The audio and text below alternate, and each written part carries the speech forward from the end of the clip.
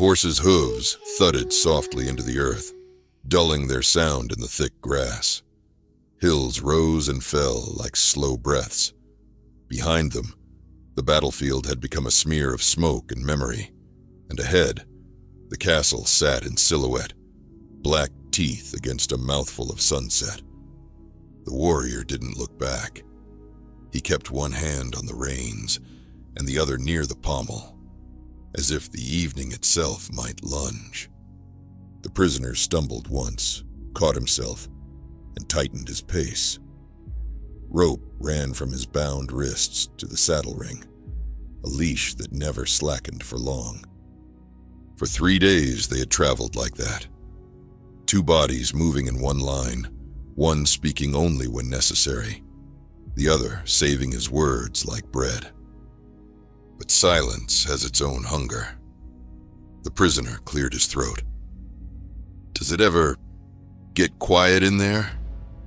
The warrior's jaw flexed. In where? In your head. The warrior didn't answer at first. The sky spilled orange into violet.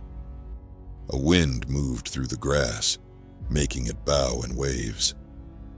No, he said at last. It gets disciplined. The prisoner laughed once without humor. So it's like mine. Only yours has a uniform. The warrior scowled, seemingly annoyed. Keep walking, he said. I am. The prisoner swallowed, the rope tugging as the horse climbed a rise. It's strange.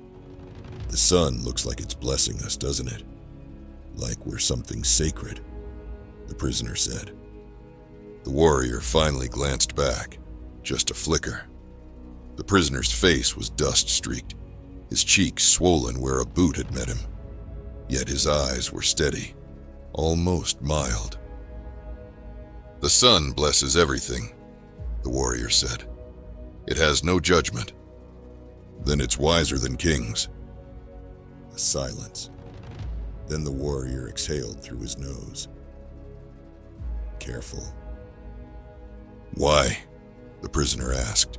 Because you'll report me? Because you'll strike me? Or because it hurts you to agree? The warrior's fingers tightened on the reins. Because it's not your place. The prisoner stepped over a root, wincing as the rope jerked. That's what they told me. All my life. Not my place to question, not my place to choose, not my place to live longer than I'm permitted. It was your choice to fight against us. The prisoner's mouth twitched. Was it? The warrior turned forward again. The castle's distant banners were barely visible, dark slashes against the light. You raised your weapon, the warrior said. And you raised yours, the prisoner replied. We both did. But before the weapon, before the banners, before the drums, what came first? A choice, or a shove? The warrior's voice cooled. You're trying to make yourself sound noble. I'm trying to understand what I am. The prisoner's bound hands shifted, numb. Worthless criminal, they say. But criminals have motives. Thieves steal for bread. Murderers kill for rage. What am I? A man who stood where he was told to stand and died where he was told to die, except I didn't die. The horse crested the hill. For a moment the world opened. A valley dappled in gold, tall grass lit from within. Far off, crows turned in a slow spiral like ash. The warrior slowed the horse without meaning to. Your name, he said suddenly, as if it were an order. The prisoner blinked. Does it matter? Answer. Darian. The warrior let the name hang in the air. I'm Corven. Darian's eyebrows lifted. You didn't have to tell me. Corven's eyes stayed on the horizon. No, I didn't. They went on a while, the rope swaying gently with each step, a thin line between them that was both bond and boundary. After a time, Darian said, "Corven, did you ever think you'd be here? Like this?" "Here is where soldiers end up," Corven said, "on roads between burning places." "I meant you, the man, not the armor." Corven was quiet long enough that Darian's footsteps became the loudest thing in the world. Then Corven said, "When I was young, I thought I'd be a mason." Darian's lips parted in surprise. "A mason?" "My father was one." Corven's tone flattened, but something soft moved beneath it. "He built walls he would never live behind. He died before he saw the last stone placed." Darian looked past the horse's flanks, as if he could see that father in the grass, and you became a wall instead. Corven didn't deny it. Darian's voice lowered. "I was going to be a scribe." Corven's head tilted slightly. "I could read," Darian went on. "Not well at first, but enough to feel the world opening. Stories, maps, old laws.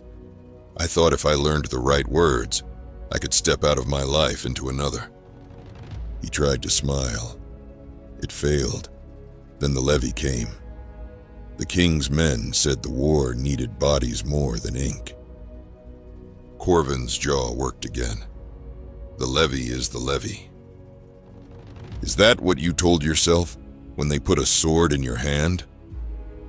Corven's voice sharpened. "I volunteered." Darian hummed, as if tasting that word. "Did you?" Corven's gaze fixed on the castle silhouette. "Yes." "And before you volunteered?"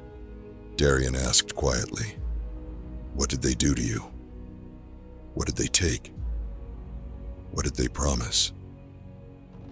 Corven's hand drifted to his breastplate, fingers brushing a dent as if it were a bruise. "They promised honor." Darian's laugh came out like a cough. "The prettiest chain." Corven's eyes flashed. "Honor is not a chain." "It is when it's the only way to eat," Darian said. "When it's the only way to be seen." The horse snorted. Corven steadied it with a low murmur, then spoke without looking back. "What did they promise you?" Darian stared at the rope. "They promised my village wouldn't burn." A beat. Corven's throat bobbed. "And did it?" Darian's voice went nearly flat. "It burned anyway." They walked into another pocket of silence. The sunset deepened, more blood than gold now, as if the sky itself remembered what men had done under it. At last, Corven said, "If you were promised safety, why did you keep fighting when it failed?" Darian's answer came slowly. "Because once you've stepped onto a road, it keeps going whether you want it to or not. Because turning back doesn't rebuild the house. Because you're already holding the sword, and everyone looks at you like you're the kind of man who can't put it down." He swallowed. "Because I didn't want it all to be for nothing." Corven's shoulders stiffened. "So you made it mean something." "I tried," Darian admitted, like a child pretending the storm has a reason. Corven's horse picked its way down a slope. Darian's feet slid in the grass, and he caught himself, yanked forward by the tether. He gritted his teeth, then exhaled. "Corven," he said, "do you hate me?" Corven answered too quickly. "I should." "That isn't an answer." Corven's mouth tightened. He rode a few paces, then slowed again. as if the question had a hook in it. "I hated the men in your colors," he said. "I hated what they did to my friends. And now..." Corven's eyes flicked to Darian's bound hands. The rope, the limp beginning to show in Darian's gait. "And now," Corven said, "I see a man who wanted to be a scribe." Darian's breath caught, just slightly, as if he hadn't expected to be seen whole. "I see," Corven went on, voice roughening. "The shape of a life that could have been mine if my father had died sooner. If the levy had reached our town first. If my king had been born with a different temper." Darian's eyes narrowed. "So you think we're the same?" Corven shook his head once. "No." Darian's face hardened. "Good." "We're not the same," Corven continued, "but we're adjacent. Two pieces carved from the same tree." Darian's anger faltered into something quieter. "Pawns," he murmured. Corven's lips pressed together. The word had weight. It landed between them and stayed. Darian spoke into it. "Do you ever wonder if the kings see us as men?" "No," Corven said. "I don't wonder. I know." "And that doesn't make you sick?" Corven's voice turned low. "It makes me tired." They walked under the last stretch of blazing sky. In the valley, shadows gathered in the folds of the hills, like dark cloth being drawn. Darian's voice softened. "Why do you keep doing it then? If you know you're a pawn, why keep moving when the hand tells you to?" Corven didn't answer. His face was unreadable, but his grip on the reins loosened, then tightened again, as if his body was arguing with itself. Darian pressed gently, as if afraid a louder question would shatter something. "Why?" The simple word sounded foolish against the vastness of the evening, like throwing a pebble into an ocean and demanding the ocean explain itself. Corven's horse slowed until Darian could walk without being dragged. Corven stared at the castle. "Because if I don't move," he said, "I'm taken off the board." Darian nodded. "So you moved to survive." Corven's eyes remained forward. "At first." "And after?" Corven's throat worked. "After, it became identity, habit, the only shape of life I was taught."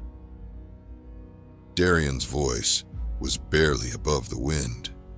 "So the why changes." Corven glanced back now, fully, meeting Darian's eyes for the first time, as if he meant to hold them there. "What's your why?" Corven asked. Darian's gaze dropped to the grass. "At first, same as yours, not dying, saving what I could." His mouth tightened.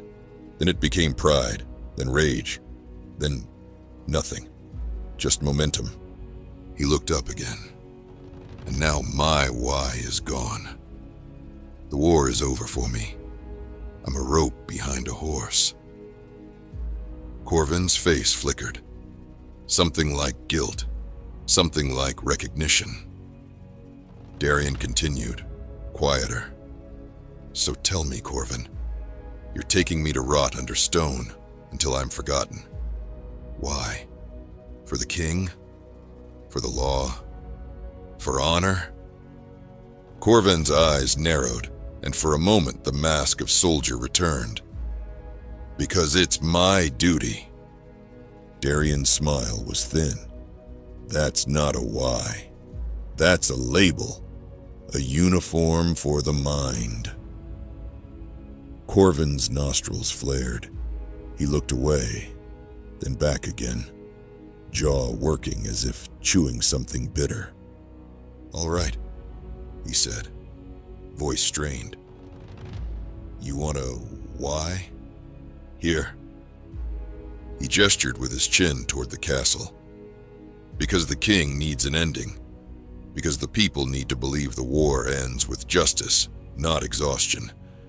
Because if men like you simply walk away, the story cracks, the kingdom cracks, the next war begins sooner."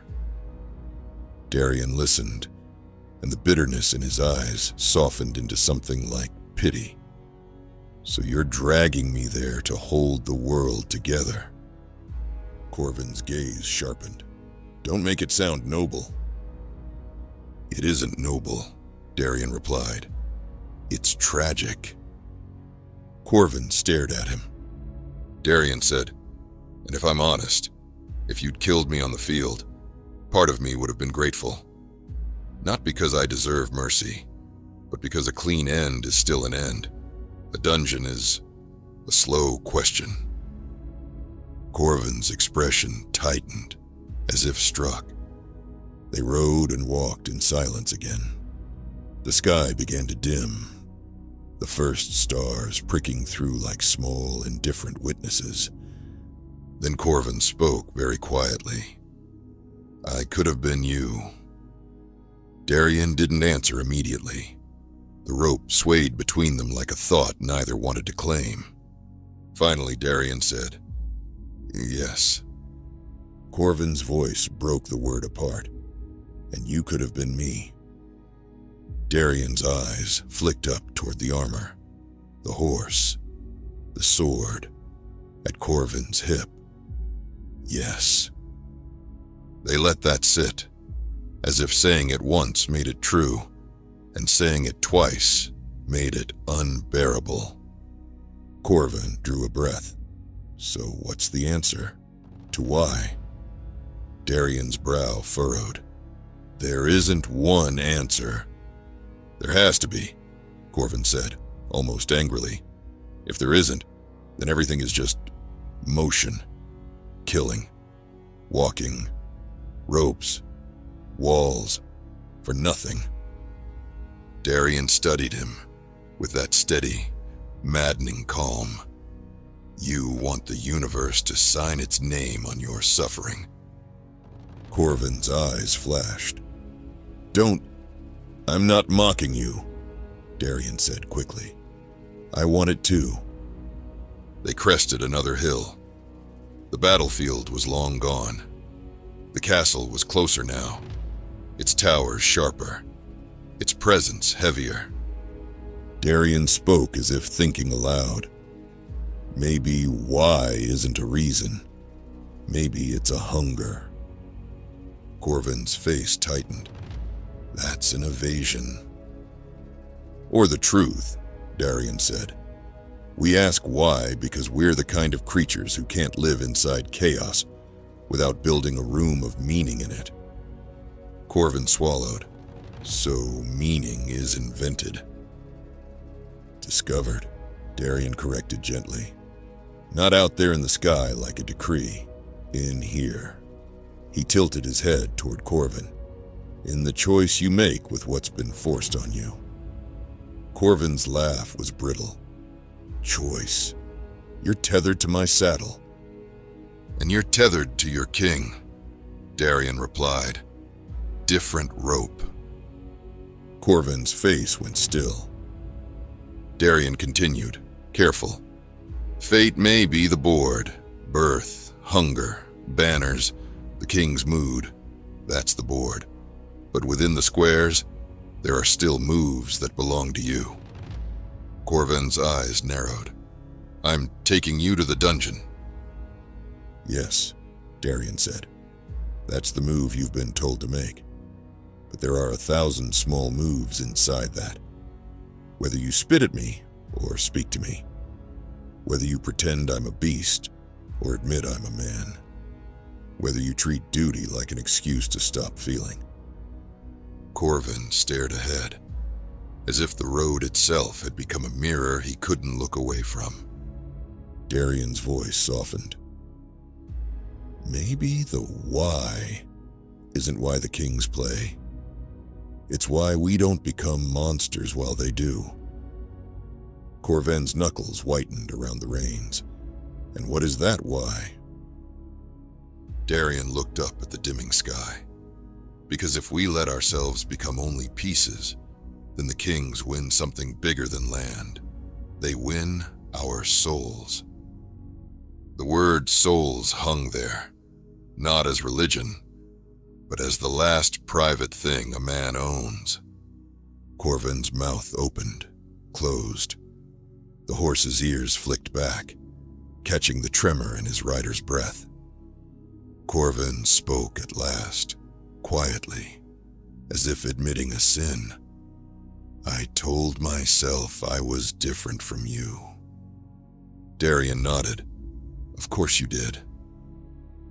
And I wanted you to be lesser, Corven continued. So it would be simple. So it would be clean.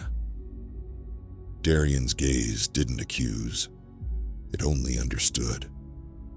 Corven's voice turned rough. But you aren't lesser. Darian gave a small, exhausted smile. No, and neither are you. They walked another stretch. The first true darkness pooled under the hills. The castle lights began to flicker like distant, watchful eyes. Corven swallowed. So why? He said again. Softer now, the anger drained out of it. Why do we do any of it? Why move at all if the board is fixed? Darian's answer came slowly, with the weight of someone who had carried the same question through too many nights. Because being a pawn isn't the same as being nothing, he said. Because even if your path is chosen, the way you walk it still belongs to you. Because there's dignity in refusing to be hollow. Corven's gaze stayed on the road, but his voice quieted into something almost human. And if fate is cruel, then kindness is rebellion, Darian said. A small one, but real. Corven breathed out, a sound that might have been a laugh in another life. Rebellion. Darian's eyes flicked to the rope. You see? We're both still doing it. Corven looked back once more. His expression was not gentle, not yet. But it was no longer a mask. If the roles had been swapped, Corven said, I'd want the man on the horse to see me.